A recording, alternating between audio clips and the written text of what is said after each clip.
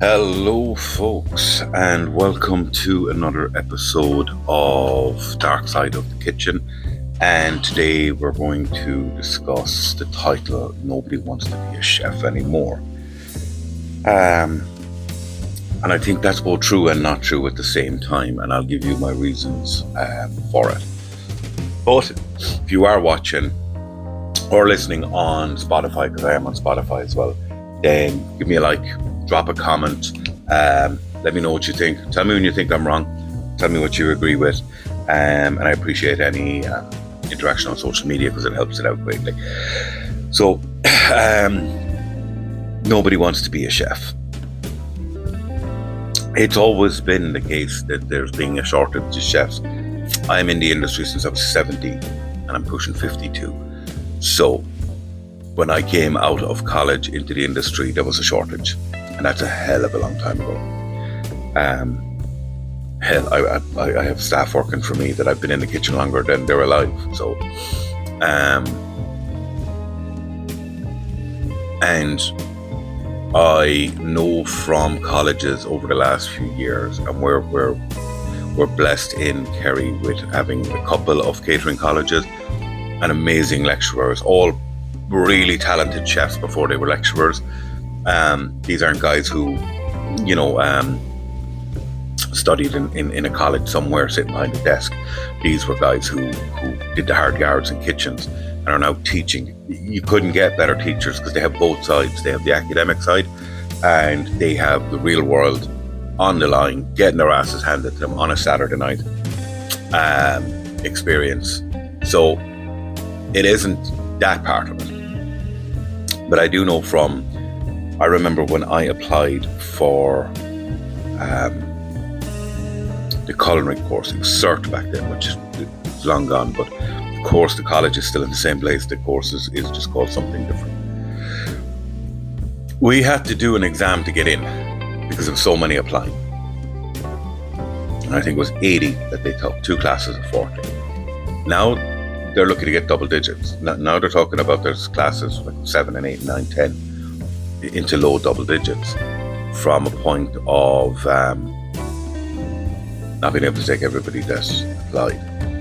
So you definitely have the fall off of people applying.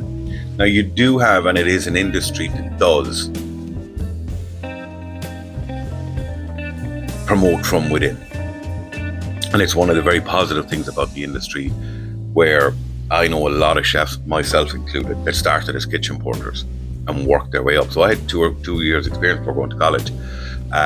Decided to go to college. Some never decide to go to college and they just work their way up through kitchens. Doesn't make them a bad chef or less. They're as good, if not better. So there's more than one way in. And it's probably one of the few industries where the required documentation you need in a kitchen, your HACCP, your allergen training, can be done on the job, can be done. You don't need a college for it. Not to do a college course, but you don't necessarily have to have your college course to do the ones that are absolutely necessary. So you have to have your HACCP course on. You should have allergen training done, this sort of stuff. So, so it is an industry that has always promoted within. All through my career, I've seen people front of house move into the kitchen, whether that be waiters or barmen, decide to transfer in and work there, and then KPs, because they're in the kitchen, they see it, they become they almost have a head start. If they've been a KP for a year or more, and they're used to how a kitchen works, and they see a lot, so they move in. So a lot of people do that, and others go through college, and then there's multiple college courses now as well. There's full-time courses, part-time through work, mentorship courses. Listen, if you're interested, there's a multitude of them. Go talk to one of the colleges. The other side to it is there's a severe amount of people, less people, coming into the industry. Now, even back then, there was more coming in, but they were leaving it just as fast in numbers. And I've mentioned this in other podcasts, I think since COVID in particular, it's the age profile has changed that's leaving. It's my age group that are leaving. We're not guys close to retirement, wealth of experience, but they've had enough and they're leaving. And the problem there is college can only teach you so much, and the rest is taught on the job and in the job. And when you're taking out that talent out of kitchens, who's teaching the next ones? And that will be a detriment long term. So I have multiple thoughts on this, and I sway from left to right on. But some things are true regardless. So, and I got my poster behind me, if you like, my new banner, Dark Side of the Kitchen. And I haven't done many of these recently, even though I had planned that I was going to bang out one every week, just due to personal circumstances in life. I got thrown sideways with a few bits and pieces, and just didn't have the time. And then when I had a small bit of time, I didn't have the energy. I'm sure we all know what that's like. So I'm sitting here it's Thursday morning. I'm off today, thankfully. It's lovely. It's pissing out of the heavens. So I was working last week. Gorgeous weather. We all know this. You're in the kitchen, you're baking your ass off. It's 30 something degrees outside. People are going, isn't it fantastic? And you're coming out of the kitchen, just grab air because it's 40 in the kitchen, you know. So I'm sitting here. It's a Thursday morning, and it's pissing out of the heavens. So I'm sitting here with my big old cup of tea, the size of my head. Guess what? It's limes. I drink limes tea. I'm gonna fucking tag them in it. So it's a big old cup of limes tea. So if you're listening to this, sit down, have a cup of tea, and give me your thoughts on it afterwards. And do you know, I'm mentioning colleges there. I'm going to reach out to one or two lecturers that I know and see if they'll sit down and talk to me about the college side of it, you know, and do an interview with them. I think that would be interesting as well. And talk about the other side of how they transitioned out. And that's another thing I hear from a lot of chefs, is they are looking to transition out. So they're not leaving the industry immediately, but they are actively trying to, looking to leave the industry, you know. So one of my recording devices, which is for Spotify, just for some reason shut itself off. So I'm just fixing that. But yeah, I'm gonna see if I can get one of them to have a conversation with me. I had said I would do more interviews because the one I did with them was fantastic and people loved it. So I have every intention of doing more. I just haven't got around to it because I've, as I said, just stuff. Right. So I'm gonna go through this. As I said, nobody wants to be a chef anymore. Or at least that's what everybody keeps saying. Restaurant owners say it, head chefs say it, hospitality articles say it, like every hospitality article you see now, whether it's a trade magazine, newspapers, even all over Instagram, I see it a lot, you know, and that's why I wanted to do this episode of, and I've covered it before a bit back, but not on YouTube when I was only doing it on Spotify. I covered this topic before. Now, somebody who's very good at doing podcasts would go back and listen to their original episode from 3 years ago, take notes from it and do that. No, your opinion changes. And if your opinion doesn't change, you're wrong. Because you get older, wiser, and life changes. Therefore, your opinion should change with life and information. But anyway, there's other sides to it. And here's the problem. And I think hospitality in general has hit a wall.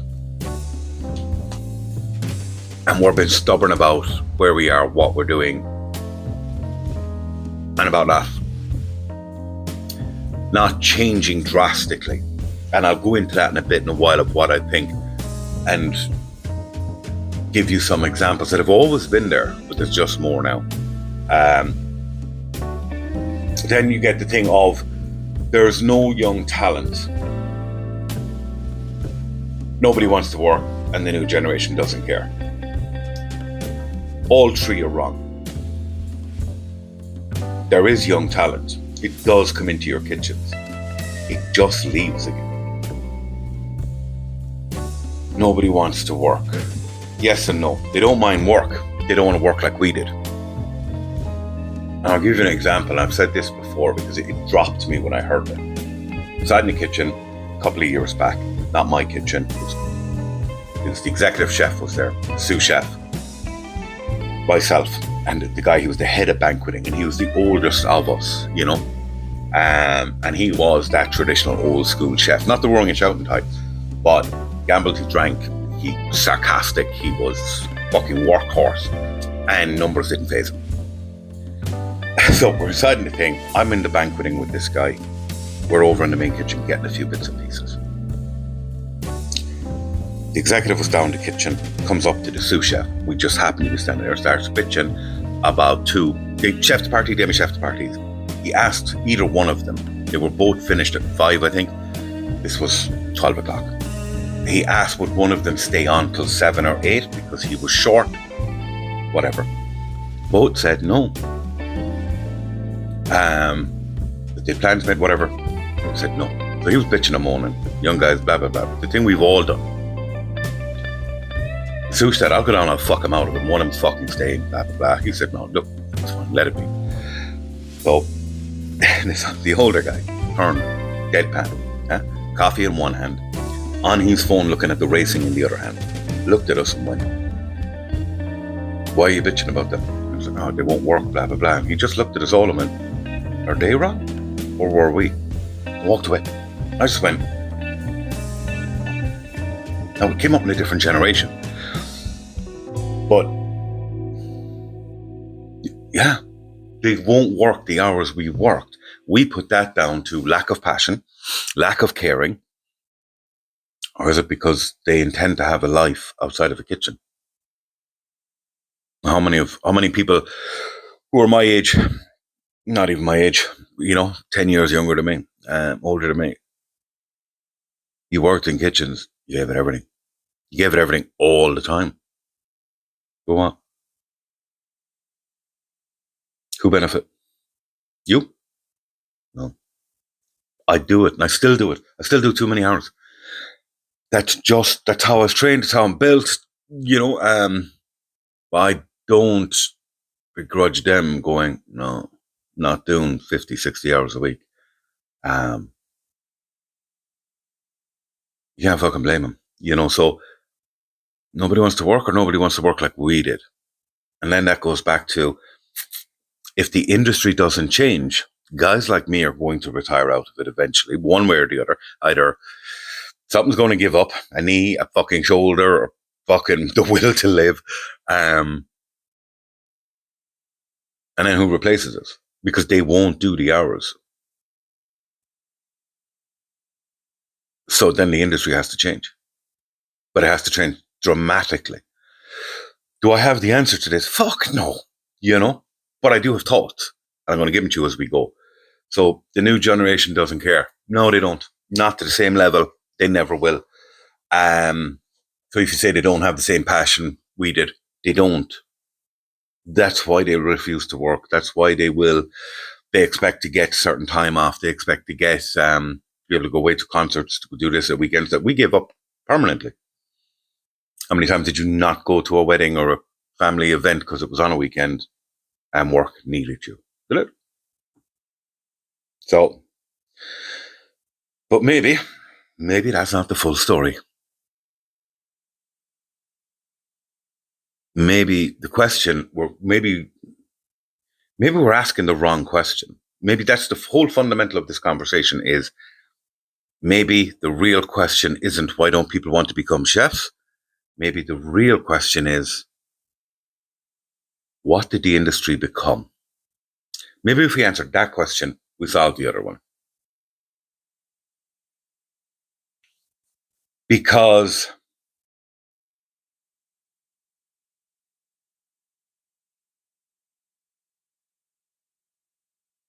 somewhere between the passion, the pressure, the burnout, the reality, something changed.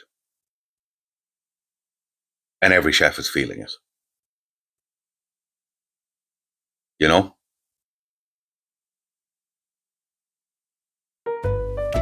A lot of people that go into the industry do it because they love, you get I love to cook, I want to be a chef. So people fell in love with cooking before they ever stepped place into a professional kitchen.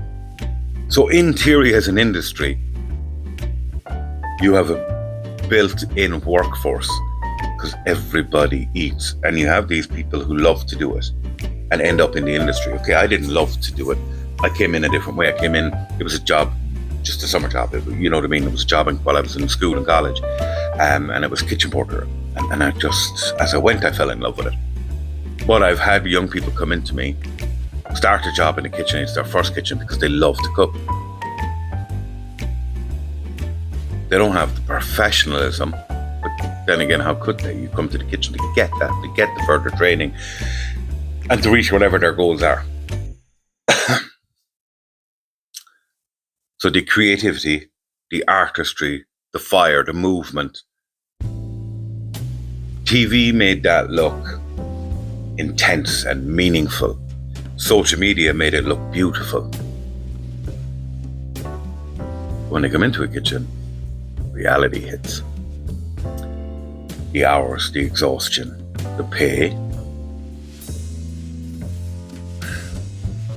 I'm not 100% sold on the pay, but there is a problem there. It's not wholesale, and I only came across this the other day. Nothing to do with any place I've ever worked. Interviewed a chef. CDP, 15 years experience. How would I describe him very briefly? Disciplined, okay? Non-national. Great interview, very disciplined, everything. I asked him how much he wanted, and he told me, and I looked and I went, for a chef de partie, that's very low. And he went, oh, it's higher than what I'm being paid now. And I went, I'm sorry, what? The average chef de partie now is what, 38 to 40? They were paying him 32. He was doing 6 days a week on a salary. It's not even minimum wage. That's a whole other conversation. So but it does happen. And I recently saw an article, actually here in Kerry, where a guy took somebody to the WRC and they owed him thousands in money because he wasn't being paid properly. You still have people doing this. No point put your head in the sand and go, that doesn't happen. It is. But most are not. Most are paying well. Your problem, I suppose, at the moment,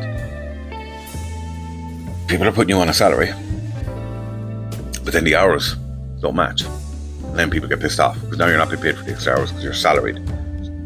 This is, Now, the other side to it is the pressure. You come into a kitchen, you're being thrown into the fire, basically, because kitchens are short-staffed. So they're being asked to do more than they should be. They're being put into positions of pressure they wouldn't have been put into 10 years ago. And then the truth and the dream start colliding. So a lot of the young chefs aren't leaving because they hate cooking. They're leaving because they hate what the lifestyle is doing to them. The lifestyle we accept.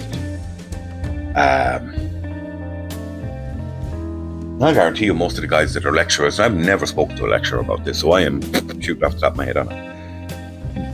They got into lecturing to get out of kitchens because they loved what they do, but didn't want the hours anymore, didn't want the brutality of it, We saw the kitchen as a sacrifice. Why? Now people are questioning whether the sacrifice is worth it. That's why my age group is leaving, because they're looking at it going, that's not worth it anymore. I know friends that have left, they've gone into jobs, they've actually taken lower money into a job that's basically 9 to 5, we'll call it, you know what I mean, whatever. Because they're going, I've had enough. I've had enough of the constant pressure, the constant rushing. And like, if you don't work in the industry, you don't get the pressure and timescales you're under that are immovable. Timescales are immovable. There's no such thing as I need extra time on something. The function is walking through the door. The people are sitting at the table. The wedding is sitting down. And it's 50 timers a minute in your head. And not one can be wrong. Because the minute one is wrong, it's a complaint. Or it's a function delayed. or it's a fuck up that's going to bring the kitchen down. And that pressure on you 10, 12 hours a day gets claustrophobic. Then if you are, and my next podcast, which I've already decided and written half the notes on, it's going to be about being a head chef, just solely. It is the loneliest job in the kitchen. Because you have to deal with everybody, and everybody expects you to have the answer. From kitchen porter to commie chef, to sous chef, firing questions at you, to dealing with management who want more, faster, better. And that's your job. And you have to have all the fucking answers. But anyway,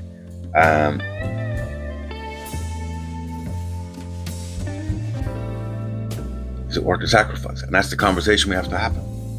Because for years, we normalized it. We normalized things we shouldn't have normalized. We normalized the hours, the brutality, the pressure.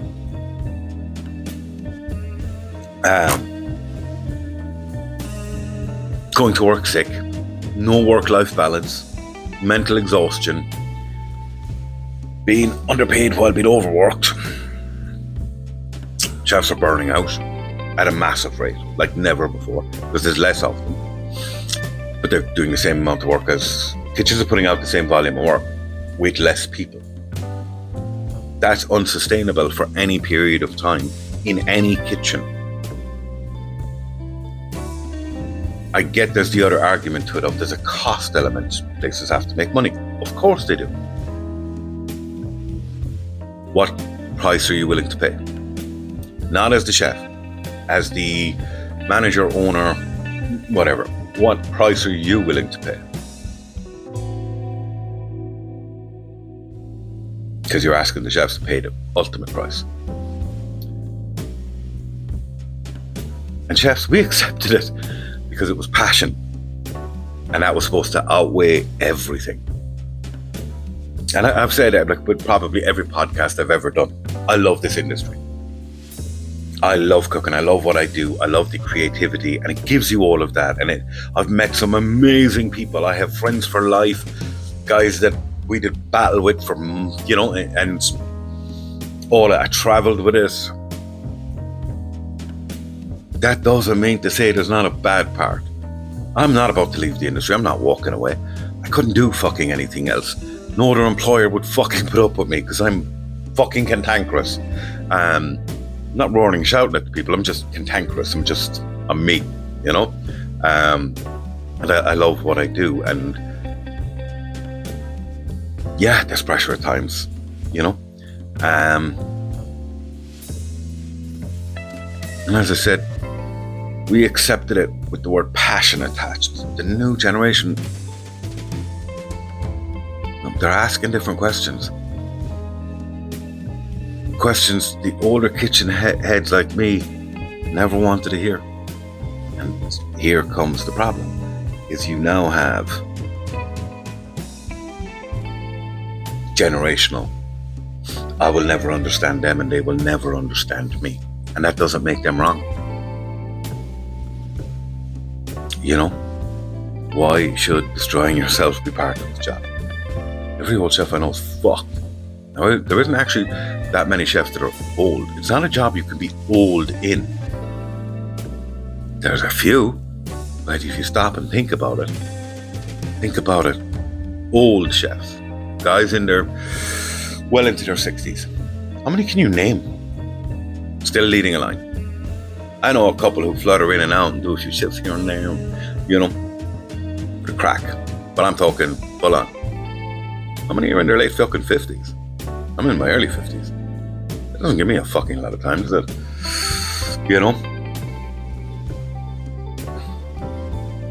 Whether we like it or not, social media changed the perception of food completely. Good or bad, I don't know. Okay, so now everybody sees beautiful plating, chef influencers. I hate, right? Because none of them are fucking chefs, right? They're making money off the back of all the chefs, actual chefs that went before them. And I have a problem with that just in general. I'm not good enough to be a social media influencer on that. I'm not fucking good enough, and I'm too cranky. And I don't look good enough, and I'm not getting a fucking tan, and I'm not putting on spray tan. because I'd look ridiculous. But I have a problem with them in general. Okay? And I'm sure other industries where influencers are doing the same thing have the same problem. You have these people out there and they will spend 2 days putting up one plate that actually isn't edible, and that's what they're making their money off of. And you might say fair play to them. But they do influence, because it's in the name of their job, influence, the perception of the industry. You know? Then you have, luxury restaurants. Restaurants are more beautiful than ever before all over the world now. It's not something that you only see in London or New York. You go to any big town, any city where you live, there's stunning restaurants, beautiful, luxurious. Viral dishes. Most of these viral dishes are actually not that good. There's one or two that are stunning. And some of the others really just fuck me. But social media has an impact. And now every place has a social media, every restaurant, coffee shop, chipper, food truck, I had one, I know this, has social media. You have to, because that's the field you're competing in. So now you have no choice. But the reality behind these posts, the stress, the prep, the pressure, the fatigue, cooking on the line isn't glamorous. Cooking professionally, that's different, But a lot of young chefs walk into kitchens expecting the social media, expecting the TikTok,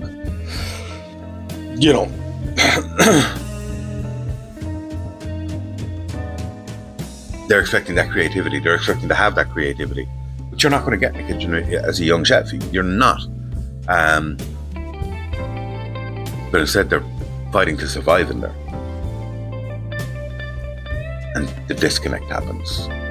Because when the expectation and the reality collide hard enough, people leave. And I actually think that's true of even my generation. When reality finally hits you and it can take most of your career, that's when you leave. That's when you go. So, but you see it even front of house. When I came up through the kitchens, you had, older than me front of house at the time, not older than me now. You did have actually older than me now, but you had seasoned waiting staff who'd done this job their whole lives and were fantastic at it. A Matt Freddy who ran the floor, and barmen who were barmen. You don't have any of that anymore. You don't. Or very little of it by comparison, Restaurants are struggling to hire everywhere. Not just locally to me, but this whole country, every other country. As a chef now with experience, you can go wherever you want in the world in a heartbeat. Not a bother. You're gone. And it's not just fine dining, or it is now including fine dining, which you probably never would have before. It's everywhere. And owners keep saying the same thing. Nobody wants to work anymore. Maybe people still want to work. Maybe they just don't want to live like the previous chefs and work like the previous chefs. That's not laziness. It's perspective. And I've seen a few places do it. I don't know how. I'm going to say something that makes me sound stupid. Is I don't know how you make it work for every place, but it could. Of course it could. But we've all seen places that have gone to a 4-day week. Now, the logistics of that, if you're a restaurant, you close 3 days, are one thing. How does a hotel do it? It's a bigger crew, more chefs. Oh, your wages go up. Now it's 2 crews, basically. It's a harder thing to do when you have no choice but to be open 7 days. I understand why it works in restaurants. You get 3 days off. They do 10 or 12 hour days, or 10 or 12 hour days, and 3 days off. It's a nice balance, you know? So if you have to be open 7 days, and hotels do, it's part of the star rating. And anyway, it wouldn't pay for a hotel not to. But the world has changed, but hospitality has not. One way or the other, it's going to change. And it's going to change just because there's nobody left. And it'll get less and less. And it'll be forced into it. But some places are changing. I'm going to go into that, as I said I would earlier on. Because now people want balance. They also want respect. They want to look after their mental health. They want time with their families. And they want something outside of the kitchen. And if hospitality can't offer that, the industry will keep losing good people. The whole industry has to change for the betterment of the whole industry. And lots of people will talk about it, but what do you see actually changing? Attitudes have to change. Berating of people has to change. So, I'm not saying I have the answers, by the way. And honestly, something has been lost. It's not just the staff. Culture, craftsmanship, pride in learning slowly. Everybody wants to be on the pass now. Everybody wants to be on the plating. But nobody wants to do the yards to learn all of the bit in between. And without the bit in between, you need to learn all of it. And I understand college's point of view on this. They're coming out without the same basics I would have come out of college with. They're not learning the same basics in kitchens now because of lack of staff. We have cut certain things out, or we outsource it. Now, certain things, I'm delighted. When I started in kitchens, we peeled potatoes and peeled carrots and turned them. We don't do that anymore. We buy them in pre-done, pre-peeled, vat-packed. My God, it was a horrible job. But it also taught you knife skills. We never bridged that gap. Butchery. Chefs can't butcher like they used to anymore. They just can't. So you have all of these. The baby went out with the bathwater. The bathwater needed to go, but we needed to keep the baby. So now you have, and I've seen CVs come into me, and guys are applying 23 years old, last job, head chef. What? How? You couldn't know enough. You just couldn't. It's not possible. Like the old brigade system had problems, don't get me wrong. But it created incredibly skilled chefs. How we went about it needed to change, not the whole system. The system was fine. How we managed it was wrong. Kitchens are moving faster than ever. And sometimes there's no time left for mentorship, for training, for development. No time to develop people properly. It's just pressure to survive because you're understaffed and it's just get it done. Whereas time used to be taken to show commies, train people up, and then they would train the next guy. But if the guy above you doesn't know how to do it, he can't train you, or he's training you wrong. Because when experienced chefs stop teaching, the industry loses its foundation.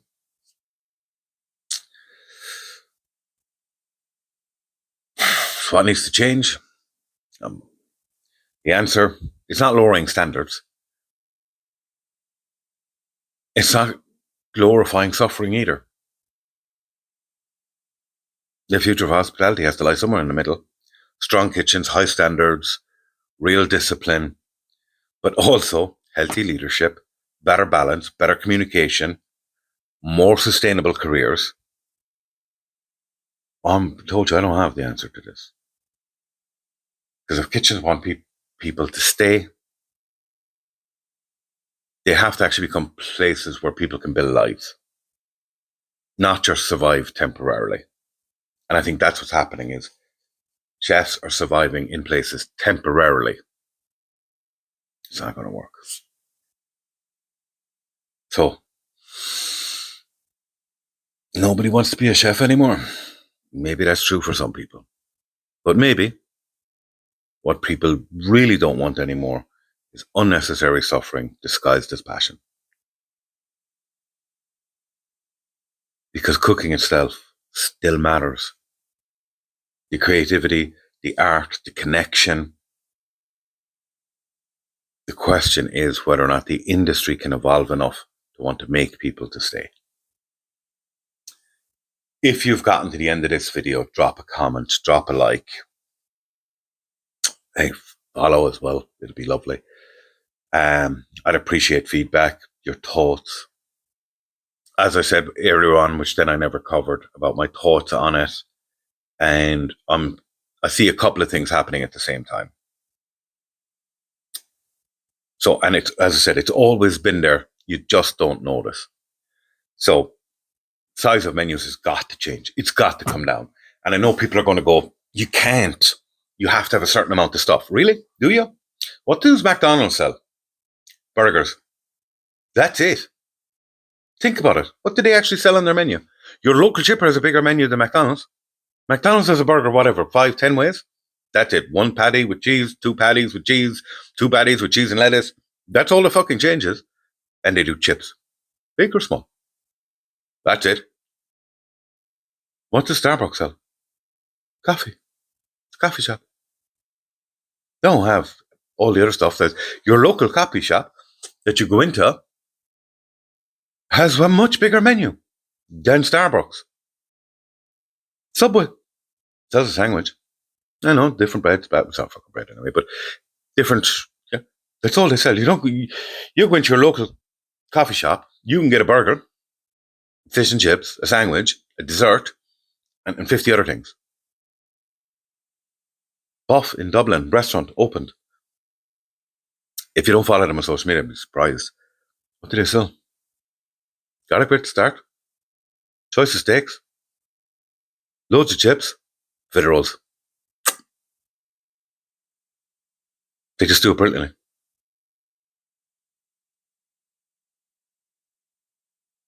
They don't have a huge menu.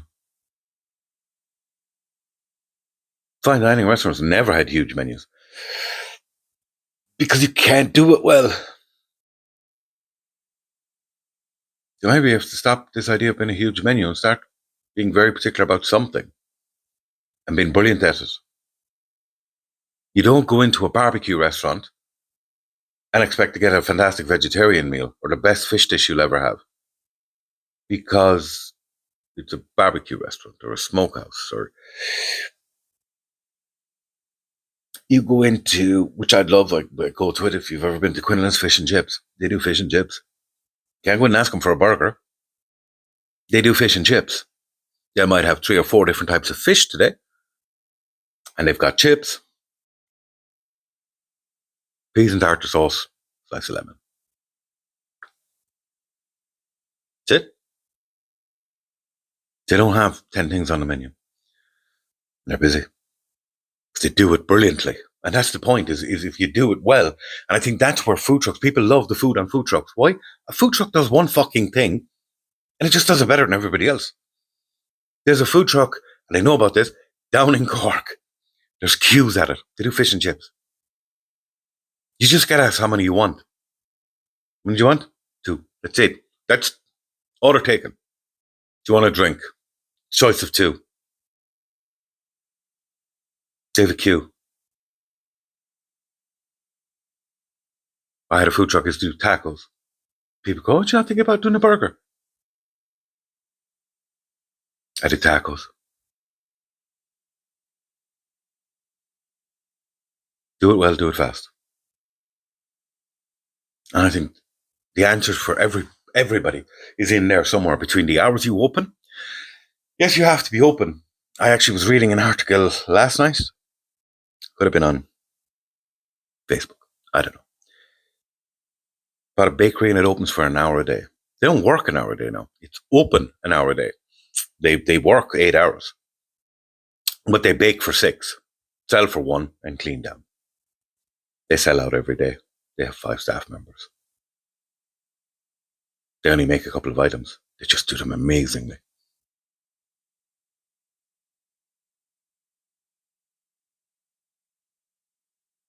We've got to change something because nobody wants to be a chef anymore. This is Dark Side of the Kitchen. Thank you. And we will catch you real soon on the next one.